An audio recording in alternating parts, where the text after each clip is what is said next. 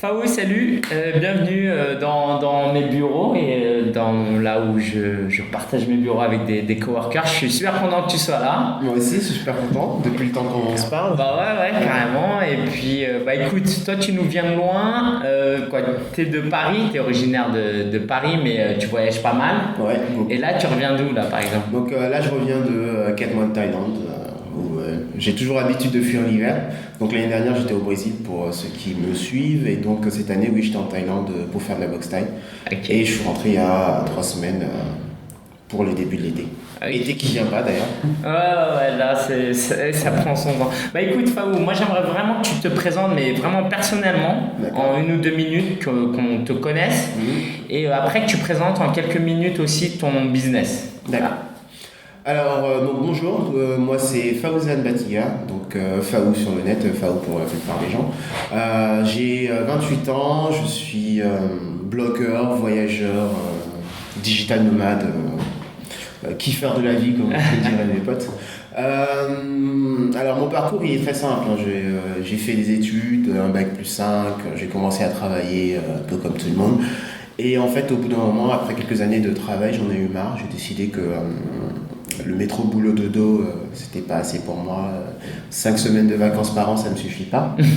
Donc voilà, et donc en fait j'ai cherché à changer de vie. Et donc ce qui m'amène à là où je suis aujourd'hui, qui fait que je suis passé par beaucoup de choses, mais je pense on aura l'occasion d'y revenir. Donc aujourd'hui je suis un digital nomade, c'est-à-dire quelqu'un qui vit et travaille à travers le monde. J'édite un blog qui s'appelle Mood on Break, donc, où on parle justement de conformisme, donc où j'essaie de convaincre les gens de se bouger un peu le cul, d'essayer d'avoir des vies un peu différentes, donc un peu comme moi, donc qui suis digital nomade, mais aussi un peu comme d'autres personnes que je rencontre, donc comme Ligen aujourd'hui qui vit de son blog, comme des personnes qui vont faire de la plongée, donc qui sont plongeurs professionnels, donc ça c'est les derniers articles sur le blog. Mais voilà, donc en fait je compile un peu toutes les personnes qui ont des styles de vie un peu différentes, donc qui au final vivent leur rêve, puisque voilà, c'est ça le motto du blog, c'est toutes les manières pour être un peu moins conforme et vivre son rêve, donc le rêve que l'on a envie de réaliser, et pas rester un esclave de la société. Donc voilà, donc ça c'est mon blog. Donc à côté de ça, je suis informaticien, donc j'ai une entreprise où je développe des sites web, des applications, donc bref, tout ce qui touche de près ou de loin à l'informatique. Et donc, en fait, je ne sais pas pourquoi je suis en train de regarder là, je pense que... Non, mais y a pas de souci, comme ça, on pense à nos auditeurs. Ouais, je pense à nos auditeurs. Donc oui, voilà, donc une entreprise à travers laquelle je développe des sites web, des applications pour des clients très variés. Donc ça va être des SS2I, donc en sous-traitance, des particuliers, donc lambda qui veulent se lancer, qui veulent un site web. Ça peut être vous, si vous voulez. Ouais. Et donc ce travail-là qui me permet de vivre. Et qui a aussi la particularité d'être un travail qu'on peut effectuer de n'importe où dans le monde. C'est-à-dire que mon outil de travail, c'est une connexion Internet et un ordinateur. Et donc oui, je vis et je travaille à travers le monde. C'est-à-dire que je reviens de 5 mois de Thaïlande, mais pendant tout le temps où j'étais en Thaïlande, j'ai pas arrêté de travailler concrètement. Je faisais un peu ma vie, voilà, mais n'empêche que j'avais quand même du travail. Donc, je vous rassure, je travaillais pas 35 heures. Très loin de là.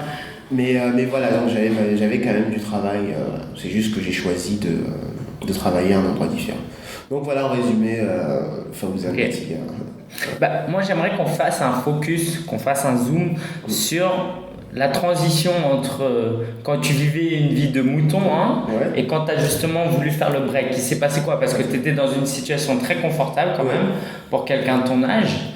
Tu étais cadre et tu as voulu sortir de cette prison que notre société a créée. Du moins, c'est ce que tu partages. Est-ce que tu peux nous raconter un peu vraiment ce break? Ouais. Alors donc, oui, comme tu disais, j'avais une vie très confortable. J'étais cadre, très bien payé. J'étais dans la classe moyenne.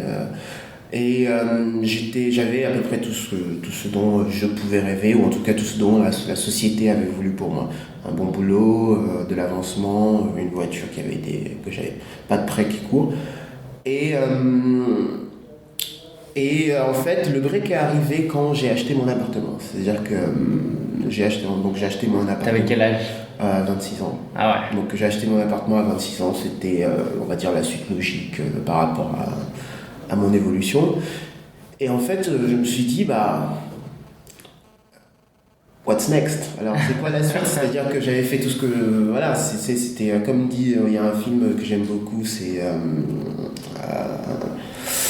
un film anglais, donc, où au début du film, pour ceux qui connaissent, vous avez le héros qui dit Choose a life, choose a job, choose a washing machine. Donc, en fait, qui fait l'apologie de donc, la vie classique. Hein. Pour moi, donc c'était vraiment... au moment où j'ai acheté ma maison, je me suis dit, alors donc c'est bon, j'ai eu un boulot, j'ai fait des études, j'ai eu un boulot, j'ai acheté la voiture, j'ai acheté la maison, la petite copine, donc bientôt les enfants, la deuxième maison qu'on va mettre en location. Donc voilà, donc oui, j'étais pas à plaindre, j'avais une bonne vie, mais je me disais, purée, j'ai l'impression de vivre une vie quand même super tracée, sans aucune joie, sans aucune liberté. À côté de ça, c'était jamais quand même déjà bien voyagé.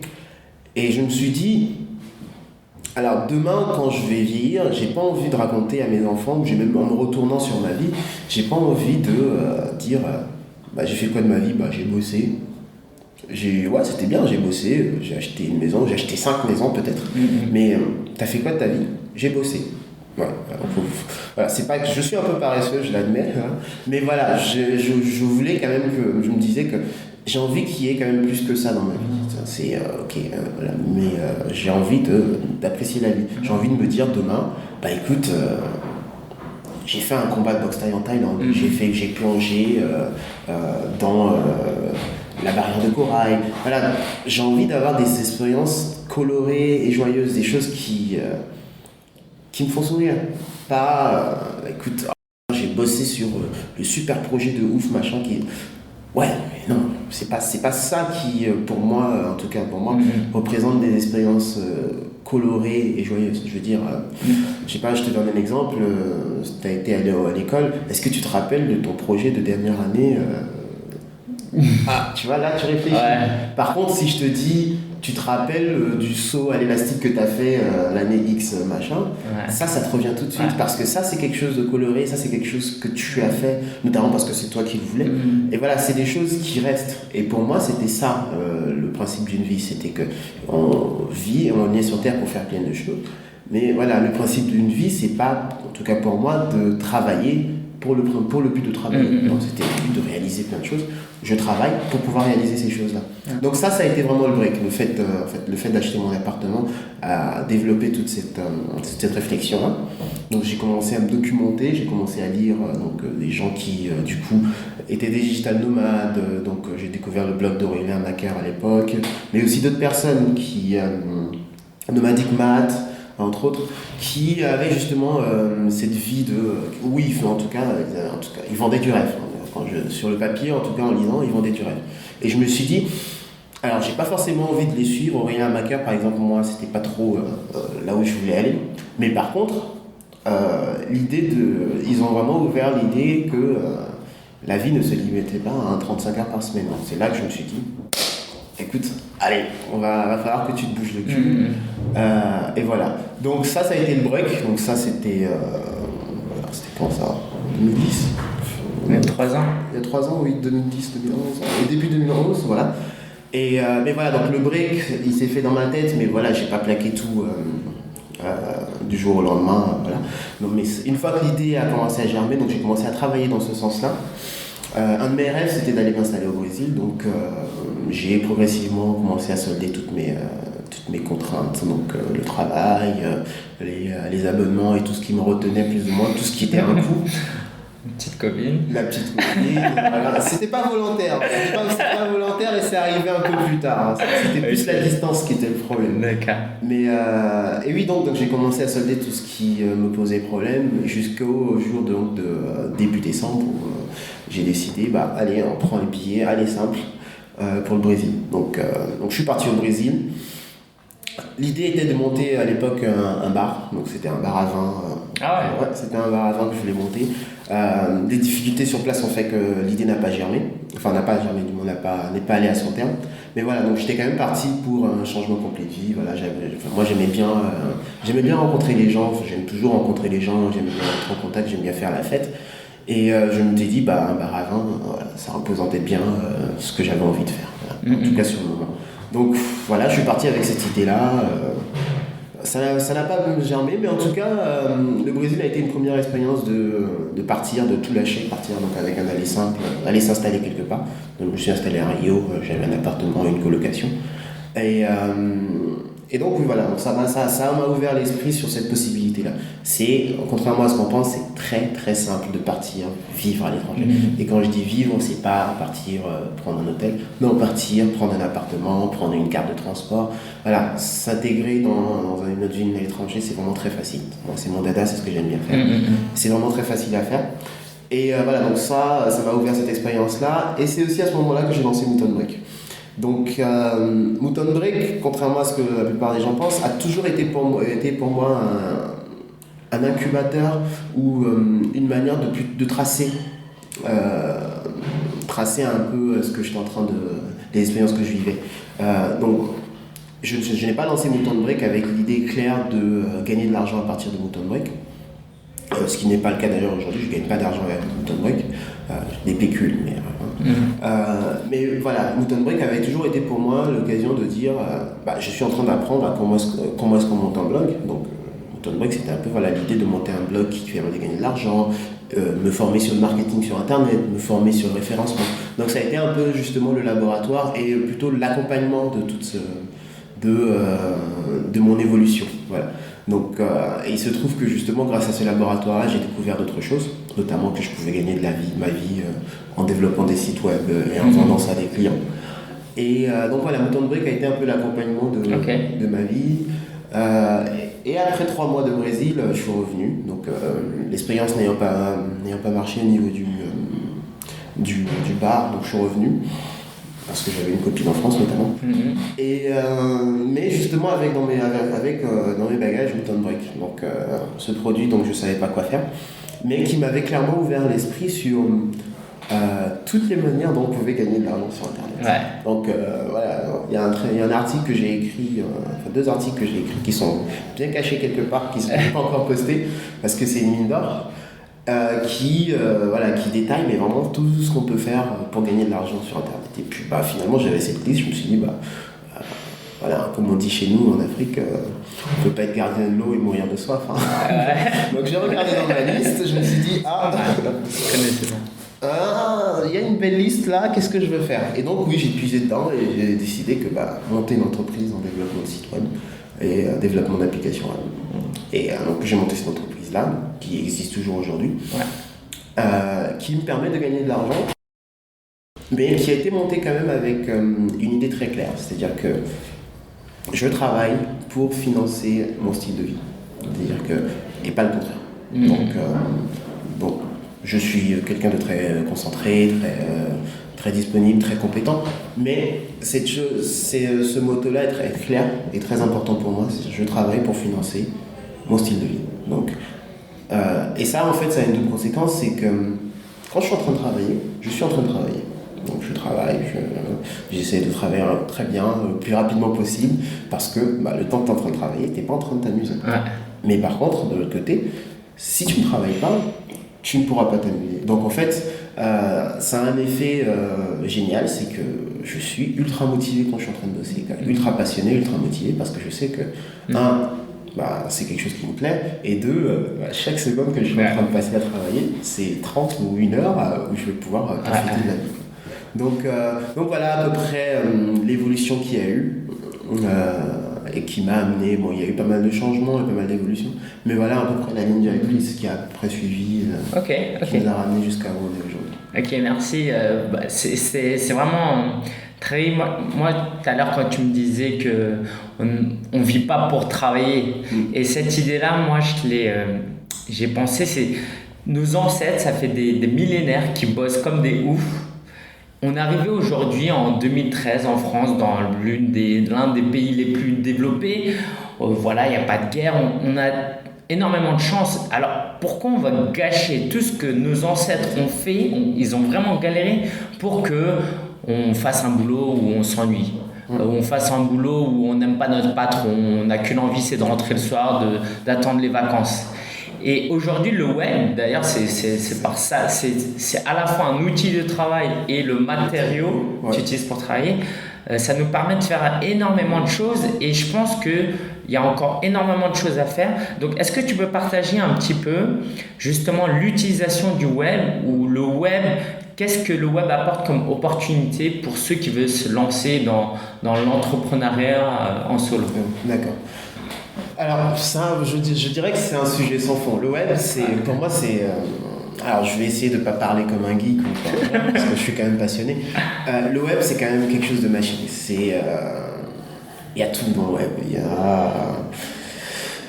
Alors, juste, est-ce que... prenons juste une seconde, réfléchissons à comment est-ce que le web a changé notre vie. Il y a, pas plus tard que la semaine dernière, on était... oui, on parlait de code.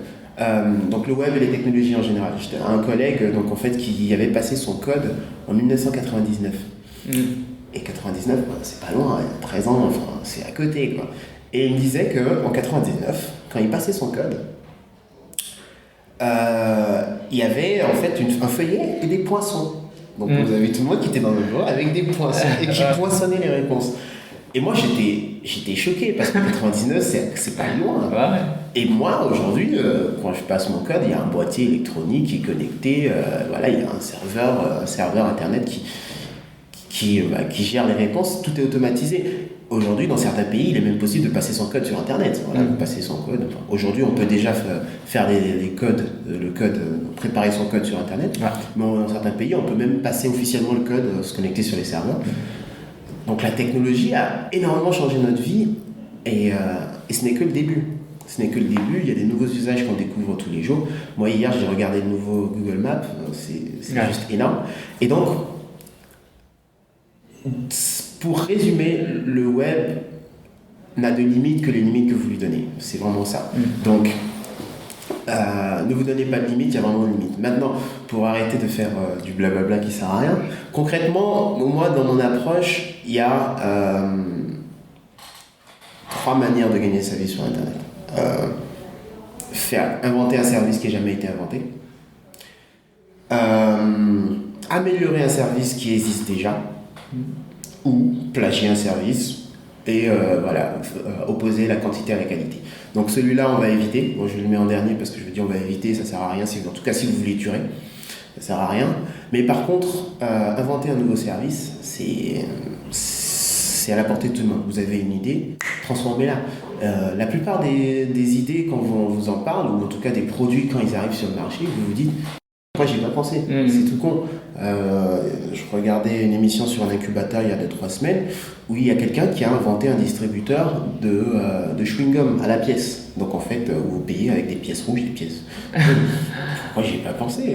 C'est tout con, tout le monde a toujours des petites pièces. Mais voilà, donc l'invention, elle n'a pas de limite. Donc Internet vous permet de créer de nouveaux usages. Là, je suis en train de développer une application pour iPhone qui j'espère va pouvoir sortir d'ici quelques semaines, qui sera un jeu qui se basé sur les notifications et un peu sur des petits challenges. Donc j'y ai pensé, je me suis dit putain, c'est une bonne idée. On est parlé autour du monde, donc on va voir. Peut-être que vous allez vous dire pourquoi est-ce que j'y ai pas pensé. Donc voilà, vous pouvez créer. Voilà, l'internet n'a pas de limite. Imaginez, et c'est pas tant l'idée en elle-même qui va faire le service. Voilà, c'est l'utilisation que les gens vont en faire. Donc parfois, quand Amazon a été créé, le créateur d'Amazon n'avait pas idée de ce que ça allait être aujourd'hui. Il avait créé un service parce qu'il voulait revendre ses livres et il ne trouvait pas d'endroit pour les revendre. Donc il les a mis sur Internet. Aujourd'hui, vous voulez acheter des pneus, vous achetez vos pneus sur Amazon. Voilà. Donc, lancez-vous, si vous avez des idées, utilisez. Alors toi justement, tu crées des sites, tu es consultant, tu fais du freelance pour construire des sites, oui. Tu fais de la maintenance. Je fais de la maintenance, je suis plutôt suisse, donc je crée des sites web, je crée des applications web, des applications, des intranets ou des logiciels. Donc je fais de la maintenance pour des clients qui ont besoin d'héberger leur site. Je fais des applications iPhone. Je fais de la maintenance informatique, même si c'est pas ce que je préfère. Mais voilà, je suis à peu près au four et au moulin. Après, ce qui me permet de gagner le plus, c'est quand même le développement de sites web et d'applications web et d'intranet. Et on peut te demander alors combien de chiffres, à peu près, combien ça te génère par mois? Alors, je sais qu'il n'y a pas de moyenne parce que tu fais des stages de 2 semaines de boxe thaï, comme tu le disais tout à l'heure. Mais est-ce que tu peux donner aux auditeurs une idée en une semaine, combien de temps tu passes à travailler et combien ça peut t'apporter? Alors, c'est très variable, justement, comme tu dis, parce que j'ai un emploi du temps très aléatoire. Et parce que voilà, j'ai pas beaucoup de récurrents, on va dire. J'ai pas beaucoup de récurrents. Je fonctionne par projet, c'est-à-dire que j'ai un client qui va me dire j'ai besoin de ce site-là, donc je vais bosser pour lui. Un site web, ça va coûter entre 500 et 2000 euros, selon la complexité. Et donc, mon chiffre d'affaires sur le mois, ça peut aller si j'ai fait un site web à 500 euros, 500 euros. Si j'ai fait un site web à 2000 euros, ou 4 sites web à 2000 euros, 2000 euros. Mais voilà, c'est très variable selon les mois. Mais en tout cas, pour vous donner un ordre d'idée, voilà, on peut dire que sur un projet en général, en moyenne, je vais gagner autour de 800 euros. 800, entre 800 et 1000 euros sur un projet de développement. Et donc après, c'est moi qui, en fonction de la demande et moi aussi de ma charge de travail, il y a des fois où je dis écoute, j'ai trop de travail, je ne peux pas prendre. Ou il y a des fois où, là tu peux jouer mon excuse parce que c'est un peu orgueilleux, voilà, on va dire que sur les mois précédents, j'ai bien bossé, et donc j'ai pas forcément besoin de travailler. Et je dis non, j'ai pas envie de travailler. Et voilà. Typiquement, j'étais en Thaïlande, donc je faisais de la boxe thaï et c'était du temps plein. Donc pendant 3 mois, j'étais en temps plein à faire de la boxe thaï. Donc sur fin janvier, j'ai eu beaucoup de boulot, donc pendant 2 semaines, j'ai travaillé comme un chien, donc j'enchaînais. Tu peux nous donner quelques chiffres ou pas? Quelques chiffres. Alors j'ai fait à peu près l'équivalent de 1, 2, 3. J'ai développé 5 sites web en 2 semaines, on va dire. Donc durant le mois de janvier. 5 sites web sur la fin du mois de janvier, dont un qui était quand même assez gros puisque c'était de la sous-traitance pour un client qui travaillait pour France Télécom. Donc c'était un gros site et donc le chiffre d'affaires s'est tourné autour de 4-5 000 euros. Voilà. Donc je me suis dit. En 2 semaines. Voilà, en 2-3 semaines, puis voilà, c'est bon, j'ai plus besoin. Voilà, après, ça peut sembler beaucoup pour d'autres, ou pas beaucoup pour certains, mais moi on va dire que par rapport à mon style de vie, 5 000 euros ça me permet de tenir 3 mois. Voilà, il y a 3 mois, donc je me suis dit. Alors en janvier, tu étais où pendant ces 2 semaines-là? Donc j'étais en Thaïlande. Donc tu as fait ce boulot-là depuis la Thaïlande? Depuis la Thaïlande, oui. Donc, je suis un digital nomade, donc je travaille depuis. Donc au quotidien, ça ressemblait à quoi alors ces 2 semaines-là? Alors donc au quotidien.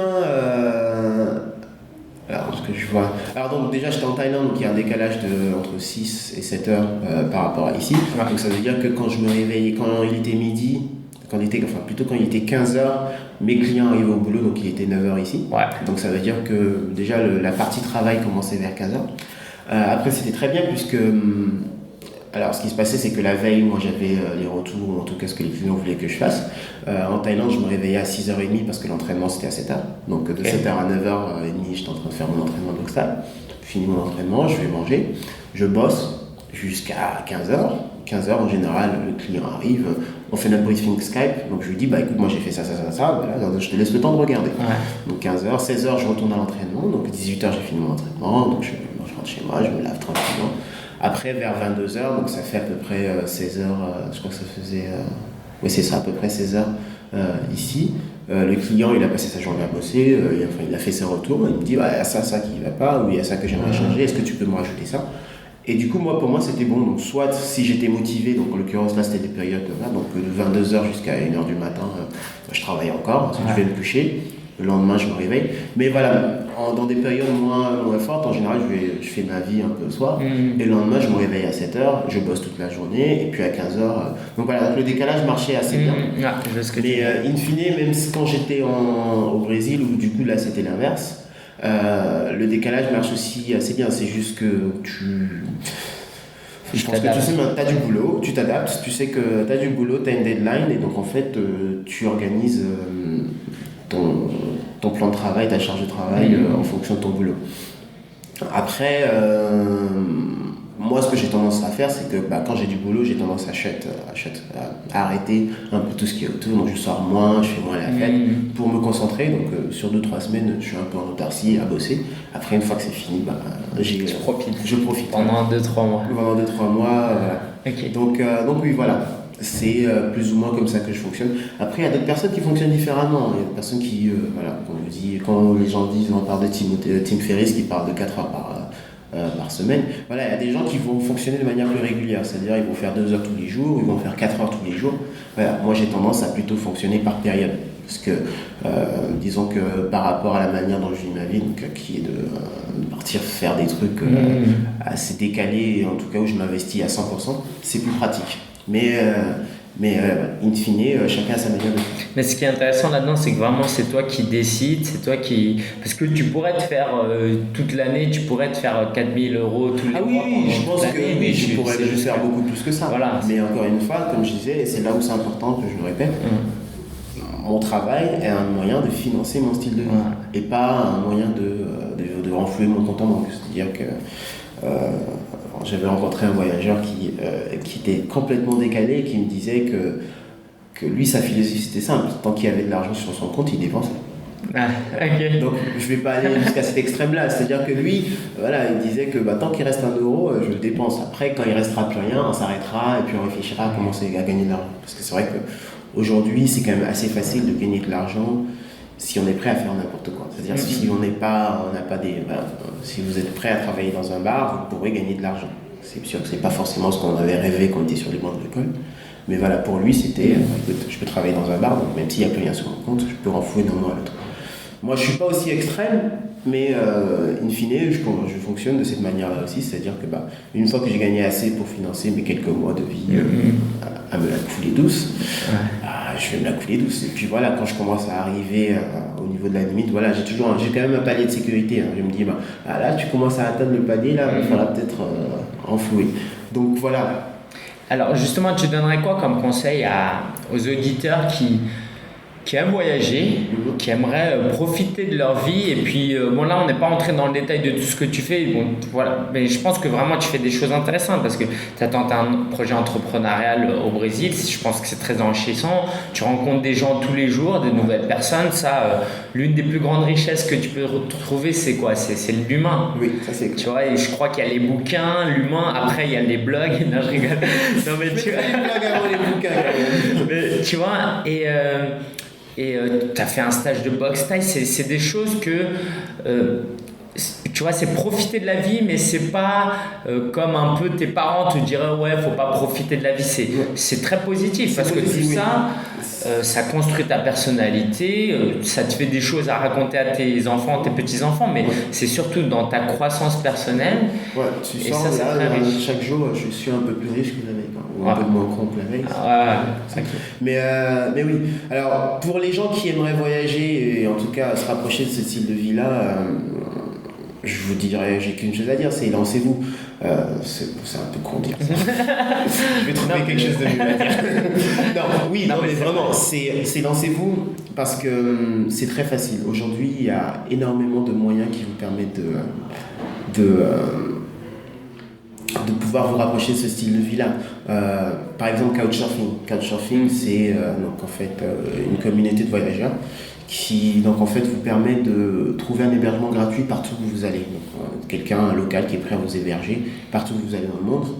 C'est aussi des communautés locales, donc c'est-à-dire que c'est pas seulement vous héberger, c'est des gens qui sont prêts à vous faire visiter la ville ou à vous faire sortir un peu, ou en tout cas vous permet de connecter un peu plus avec la communauté locale que le mec de l'hôtel. Et donc Couchsurfing, c'est un moyen énorme et vraiment génial de voyager. Moi j'ai découvert il y a 5 ans maintenant, quand j'avais fini mes études, j'avais pas le sou et j'avais décidé de partir voyager un peu. Donc j'ai fait 3 mois en Amérique latine, donc surtout 2 mois et demi au Brésil. Mais voilà, grâce à Couchsurfing, j'ai pu donc déjà voyager à moindre coût, puisque du coup je payais quasiment pas de logement. Et ensuite découvrir beaucoup plus que si j'étais allé dans des hôtels, où au final dans les hôtels ce que vous allez rencontrer c'est surtout des gens qui sont en train de voyager comme vous. Alors que quand vous allez chez l'habitant, vous allez rencontrer des locaux et du coup voilà. Donc Couchsurfing par exemple c'est un moyen très simple de déjà commencer à rentrer dans ce style. Justement par rapport au Couchsurfing j'avais une question. Est-ce que tu peux aller chez les gens sans toi héberger d'autres personnes? Oui, il n'y a pas de réciprocité directe, il n'y a pas d'obligation. Moi quand j'ai commencé sur Couchsurfing j'étais en chambre étudiant, 1 mètre carré à Babelwed, très loin de Paris. Donc il était clair que pour un touriste, c'est pas non plus la destination. Il n'a pas envie de venir à Paris pour voir Orsay, trifouiller les gens. Voilà. Donc non, il n'y a pas de contrepartie directe. Voilà, c'est une communauté ouverte, donc le principe c'est voilà, tu donnes ce que tu peux donner et tu reçois ce que tu es prêt à recevoir. Donc non, il n'y a pas de contrepartie directe. Okay. Moi, quand j'ai commencé, j'ai hébergé. Voilà. Et après, inversement, toutes les personnes que j'ai hébergées aujourd'hui, je pense que la balance est quand même. Voilà, j'ai hébergé beaucoup plus que j'ai surfé. Pour d'autres, c'est l'inverse. Et voilà, ça fonctionne par période. Mais non, il n'y a pas de contrepartie directe. Pour ceux qui ne comprennent pas trop le concept, dites-vous bien que la personne qui reçoit, c'est génial aussi pour elle parce que ça lui permet de voyager à domicile. Voilà, moi j'ai hébergé quelqu'un qui venait des îles Féroé. Ok. Alors, la personne, quand elle me parlait de son pays, je me disais, il y a peut-être intéressant d'aller voir les îles Féroé. Mais voilà, les îles Féroé, j'ai dit waouh. Voilà, déjà, on n'en rencontre pas souvent, à part quand il y a le match de foot et que la France joue contre eux. Mais voilà, donc on voyage vraiment en restant à domicile. Donc pour nous, c'est vraiment génial. D'autant, après, il y a vraiment d'autres avantages. Mais voilà, pour la personne qui héberge, c'est vraiment voilà, génial parce que vous hébergez des gens qui viennent de partout dans le monde, donc ça vous ouvre la culture. Vous avez envie d'apprendre une langue, donc voilà, si vous avez envie d'améliorer votre anglais ou votre espagnol ou votre portugais, vous recevez des Portugais, des Brésiliens ou des Espagnols, c'est l'occasion de pratiquer. Mais justement, par rapport à la langue, je pense que c'est une certaine peur. Je pense que ceux qui ont vraiment envie de voyager, ça ne leur fait pas trop peur. Mais ceux qui n'ont pas encore franchi le pas, ils se disent, mais moi je ne parle pas l'espagnol, comment je vais faire si je vais en Amérique du Sud ? C'est quoi ton conseil ? Bah écoute, la baila est internationale. Non, mais sans déconner, c'est pas un obstacle. C'est pas un obstacle. S'il y a vraiment la volonté de s'ouvrir et de découvrir, la langue c'est pas un obstacle. C'est sûr que ce serait beaucoup mieux que si vous parliez la langue, mais voilà, le monde n'est pas parfait. Voilà, rien qu'avec votre volonté, votre anglais un peu cassé, boiteux, voilà. Les jeunes générations aujourd'hui, on a tous un minimum d'anglais, donc c'est valable pour nous, mais c'est aussi valable partout dans le monde. C'est-à-dire que vous allez en Espagne ou en Amérique latine, ils ont tous un minimum d'anglais, donc ça fait déjà un premier vecteur. Ensuite, mais si nous, on n'a pas trop d'anglais, même si vous n'avez pas trop d'anglais, le fait d'essayer, voilà, c'est déjà un bon. En plus, les pays latins, c'est génial parce que l'espagnol et le français ont à peu près, je crois, entre 30 et 40% des mots qui sont communs. Donc, honnêtement, même en mixant un peu le français et les 2-3 mots d'espagnol que vous connaissez, c'est pas trop grave. Voilà, chaque fois que vous entendez intonation, mettez un C à la place, en général ça marche bien. Donc voilà, c'est pas trop difficile. C'est sûr que c'est une barrière, mais en tout cas si vous avez la volonté, vous allez voir, c'est énorme. En plus, il y a un truc qui est vraiment génial, c'est que partout où vous allez, si vous démontrez de l'intérêt pour la culture, les gens vont vous accueillir à bras ouverts. C'est-à-dire que alors, un exemple, c'est que les gens me disent que les Parisiens sont détestables, machin, c'est le pire. Et c'est pas faux. Et je leur disais, ils disaient, oui, mais tu leur demandes du chemin, machin. Et je leur disais, je veux juste vous apprendre un petit truc. Alors, pour dire bonjour, to say hello en français, c'est bonjour. Donc, essayez un truc, vous allez voir. Au lieu de dire hello et de blablabla, votre anglais, dites juste bonjour en français. Pas mal. Et continuez en anglais. Vous allez voir que rien que le fait d'entendre bonjour, la personne va s'arrêter, la personne va se rendre compte que, ok, tu essayes de parler sa langue. Donc voilà, donc ça fait déjà un premier contact, ça brise la glace.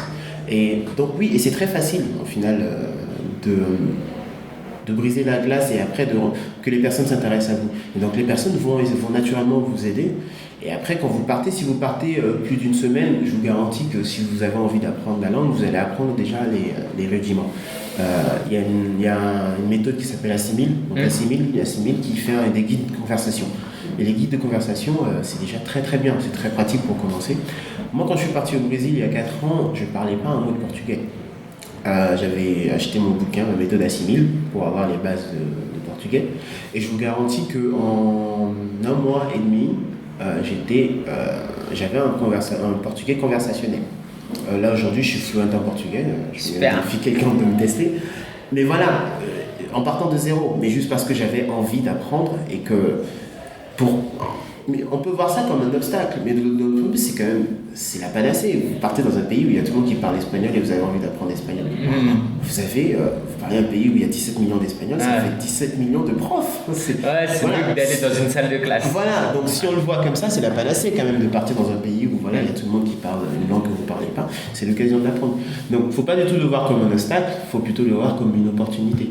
Et une opportunité de sortir un peu de son carré de confort, de sa zone de confort, et d'apprendre beaucoup plus. Donc non, la langue n'est pas du tout un problème. Un, parce que partout où vous allez, la plupart des gens vont parler anglais. Et deux, parce que même si vous avez du mal en anglais, le fait de faire des efforts va faire que les gens vont venir vers vous. Super. Alors, avant de terminer, moi j'aimerais savoir donc là, tu es à Paris tu es en Europe, c'est ce que tu me disais pendant quelques mois. C'est quoi les projets à venir là, dans les mois qui viennent donc oui, je suis à Paris pour quelques semaines pour voir la famille, voir les amis pour passer. En général, je passe l'été en Europe. Je cours après le soleil, je l'avoue, je suis noir et j'adore le soleil. Donc oui, je cours après le soleil, donc en général l'hiver je suis parti, mais du coup quand le soleil revient, je reviens et donc je profite un peu. Donc je vais être en Europe tout cet été. Donc là je pars pour la Norvège début juin pour visiter un peu et travailler. Mais voilà, donc je vais voyager un peu en Europe tout cet été, très probablement en Europe de l'Est, puisqu'on va dire que alors l'été dernier j'ai fait les Balkans, il y a 2 ans j'ai fait l'Europe centrale, donc il reste à peu près que l'Europe de l'Est. Et peut-être le pays baltes, sauf que j'en ai fait une partie aussi déjà, et puis je vais en Norvège. Mais donc oui, probablement en Europe de l'Est pendant tout cet été, voilà, profiter un peu, parce que l'Europe c'est quand même sympa en été, les gens deviennent beaucoup plus sympas.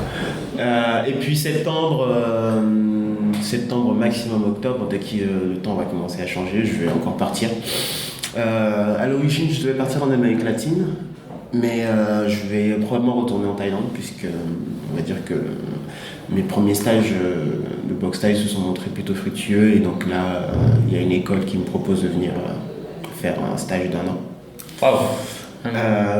Du coup, ce serait pour passer pour passer professionnel entre guillemets, puisque là j'étais pro amateur, donc là ça serait passer professionnel. Donc, voilà, j'ai pas de contraintes qui m'empêchent d'y aller, donc pourquoi pas. Donc je pense que voilà, ça va être ça les projets. Et in fine, oui, toujours mon style de vie. Mais justement, il y a un point que je voulais traiter, c'était l'arbitrage géographique dont tu me parles. Oui, l'arbitrage géographique. Donc oui, ça c'est mon grand truc, l'arbitrage géographique. Alors l'arbitrage géographique ou l'arbitrage économique, ça dépend là. L'arbitrage géographique économique, le principe est très simple. Ça part du principe que dans certains pays, vu que c'est des pays développés, on peut gagner beaucoup plus facilement, on gagne facilement sa vie, ou en tout cas la valeur du travail, elle est rémunérée de manière beaucoup plus importante. C'est ça. Le salaire minimal en France aujourd'hui, c'est le SMIC, on est autour de 1 200 euros. 1500 même, je pense. Ouais, c'était pas en brut, 1300, je pense. 1300. Le salaire moyen en Thaïlande, on est autour de 150-200 euros. Mais par contre, les salaires sont aussi ajustés en fonction du coût de la vie. C'est-à-dire que la personne qui gagne 200 euros ne meurt pas de faim en Thaïlande. La personne qui vit avec le SMIC ne meurt pas trop de faim en France. Donc, l'idée elle est simple, c'est que si je pouvais gagner mon salaire donc en euros ici et le dépenser en Thaïlande, où la nourriture coûte 1 euro, où on se loge pour un appartement pour 100 euros par mois, ça peut être très intéressant. Et donc oui, moi mon gros dada c'est vraiment ça, c'est que je vais travailler, je vais chercher des clients dans des pays modernes, donc des clients qui sont prêts à payer, on va dire entre 600 et 2000 euros pour un site web. Et je vais aller vivre dans des endroits où, écoutez, ça coûte que peut-être, on va dire, 200, 300, 400 euros pour vivre.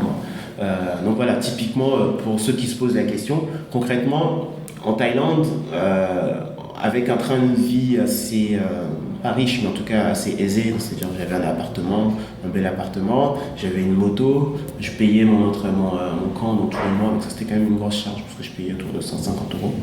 200 euros.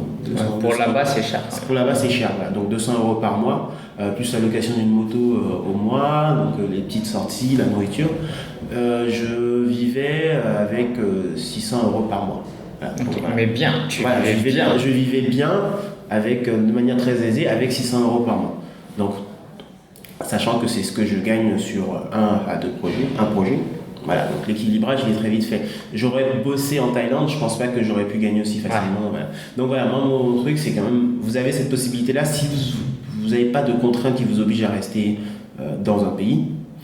Voilà, vous avez facilement la possibilité de gagner votre argent dans un pays et le dépenser ailleurs. Donc là, je vous ai donné l'exemple de la Thaïlande. L'Inde, c'est pareil.